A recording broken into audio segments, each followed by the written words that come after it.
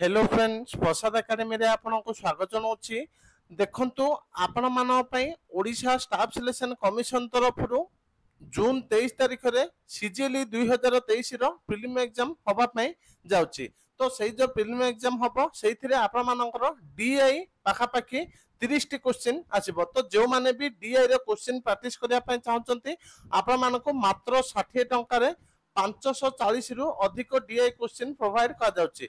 तो आपण माने क्वेश्चन को किपरि पाई परिबे मु कहि दोछि। तो आपण माने प्ले स्टोर रु प्रसाद एकेडमी एप्लिकेशन को डाउनलोड करिवे। डाउनलोड करके रजिस्ट्रेशन करिवे। रजिस्ट्रेशन कला परे आपण माने टेस्ट सीरीज सेक्शन रु एई मॉक टेस्ट को पाई परिबे।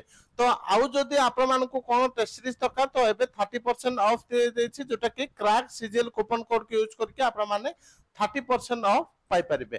क्रैक सीजीएल मु आपण मानको देखाइ देउछि। देखंतु ओएसएससी सीजीएल 2024 जो आमर मॉक टेस्ट अछि सेथिरे आपण मानको 30% ऑफ दे देछि। तो आपण माने मात्र 105 टंका रे 30 टी फुल लेंथ मॉक टेस्ट पाई परिबे।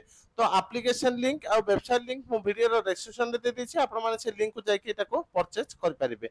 Thank you.